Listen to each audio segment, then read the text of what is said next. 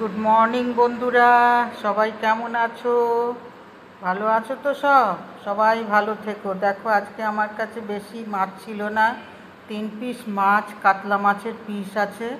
ওটাকে আমি কি করব ভেবে পাচ্ছিলাম না, তো ওই তোমার কাঠি কচু আর সজনে ডাঁটা দিয়ে ঝোল করব। দেখো, আমি কড়া বসিয়ে দিয়েছি, মাছও ছেড়ে দিয়েছি। মাছ ভাজা হলে আমি গাঠি কচু দিয়ে আর সজনে ডাঁটা দিয়ে ঝোল করব। দেখো তোমাদের কেমন লাগে। যা গরম পড়েছে, আর রান্নাঘরে ঢুকতে ইচ্ছে করছে না, ভীষণই গরম, ভীষণ গরম। দেখো, আমার মাছ ভাজা হয়ে এসছে। আমার চ্যানেলটা কেমন লাগছে তোমাদের? আমার রান্না কীরকম লাগছে? সিম্পল রান্না। এই দেখো, আমার মাছ ভাজা হয়ে গেছে। এই দেখো, গাঁটি কচু আর সজনে ডাঁটা। প্লিজ তোমরা কিন্তু লাইক করো, শেয়ার করো, কমেন্ট করো। এই দেখো, আমি কালো জিরে ফোড়ন দিলাম। আর অবশ্যই, অতি অবশ্যই সাবস্ক্রাইব করে দিও প্লিজ। সাবস্ক্রাইব করো কিন্তু ভুলো না। দেখো, আমি কালো জিরে দিয়ে দিয়েছি তেলে, 3-4 চামচ তেল দিয়েছিলাম। ভাজার যা তেল ছিল আর তার মধ্যে একটু দিয়েছি তেল। কালো জিরে ফোড়ন দিয়ে দেখো সবজিগুলো ছেড়ে দিলাম। গাঁঠি কচু আর সজনে ডাঁটা দিয়ে ওই 3টে মাছের পিস ছিল, ওটারই ঝোল করব। দেখো কেমন লাগছে আমার রান্না। সবাই সুস্থ থেকো, ভালো থেকো এই গরমে। বেশি করে জল খেও। দেখো, একটু ভাজা ভাজা হলে তারপর আমি সব দেবো, নুন, হলুদ, আদা রসুনের পেস্ট।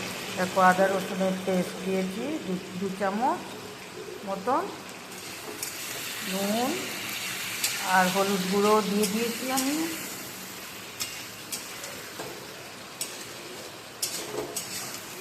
দিয়ে একটু ভাজা ভাজা করব, নুন, হলুদ আর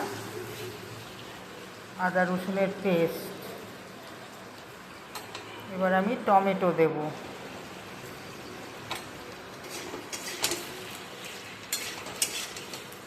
সিম্পল কাতলা মাছের ঝোল।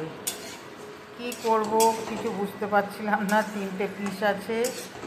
তো আমার গাঁঠি কচুগুলোও শুকিয়ে যাচ্ছিল, ডাঁটাও শুকিয়ে যাচ্ছিল, আর না ওইটা দিয়েই করব আমি। আর সব গুঁড়ো মশলা দিলাম, হলুদ গুঁড়ো, লঙ্কা গুঁড়ো, জিরে, ধনে অল্প অল্প করে সব দিলাম, চিনি দিলাম, লঙ্কা গুঁড়ো, ধনে, জিরে, ধনে এটা একটু 1/2 চামচ মতন, জিরেটা একটু 1 চামচ মতন, আর লঙ্কা গুঁড়ো তো 1/2 চামচ। এবার যে যেরকম ঝাল খাও। এটাকে কষে নিয়ে একটু ভালো করে মশলাটাকে কষে নিই। দেখো, আমার তেলের উপর এসে গেছে, আমার তরকারিটা কষা হয়ে গেছে। এবার আমি জল দেব।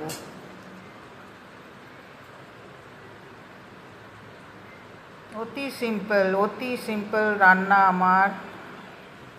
প্লিজ কীরকম লাগছে তোমাদের আমার রান্না জানিও। এ দেখো, আমি জল দিচ্ছি ঝোল করার জন্য, আন্দাজ করে জল দেব মাছের ঝোলের জন্য।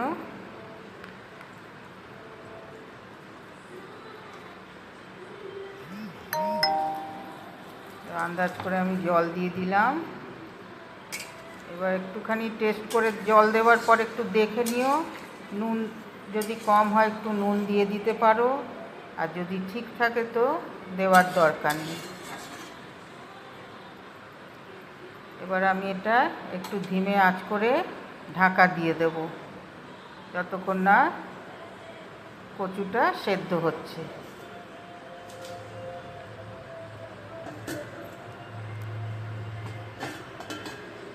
এবার আমি ঢাকা দিয়ে দেব একটু 3-4 মিনিট মতন ঢাকা দিয়ে তারপরে আমি আবার ঢাকা খুলে দেখব, যদি গলে গিয়ে থাকে তারপরে আমি মাছ দেব। কচুটা যদি গলে গিয়ে থাকে তাহলে মাছ দেবো। দেখো কেমন ফুটছে। মাছের ঝোল, কাতলা মাছের ঝোল। দেখো আর একটু হবে মনে হচ্ছে।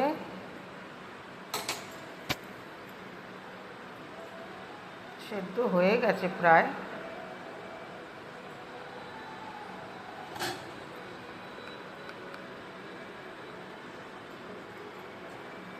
এবার আমি মাছ দিয়ে দেব। মাছ দিয়ে এবার কিছুক্ষণ 2-3 মিনিট ফোটাবো। কাঁচা লঙ্কা দিয়ে দিলাম, গোটা কাঁচা লঙ্কা।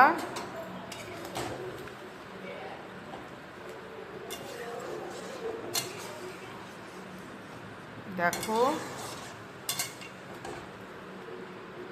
কেমন লাগছে আমার চ্যানেলটা, তোমরা অতি অবশ্যই জানিও। একটু আমি ঢাকা দিয়ে দিলাম, 2-3 মিনিটও রাখবো না। এবারে ঢাকাটা খুলে নেব, দেখবো, কারণ কচু একদমই গলে গেছে প্রায়। আমার মাছের ঝোল হয়ে গেছে। প্লিজ লাইক করো, শেয়ার করো, কমেন্ট করো, আর অতি অবশ্যই কিন্তু সাবস্ক্রাইব করে দিও প্লিজ। দেখো আমার মাছের ঝোল প্রায় হয়েই গেছে বলতে গেলে।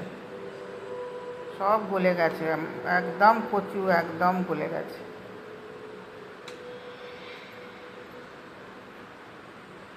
ভালো থেকো সবাই, সুস্থ থেকো। এই গরমে বেশি করে জল খেও, শরীর ঠিক রেখো। ওকে, বাই বাই। পরে আবার নতুন রেসিপি নিয়ে আসবো।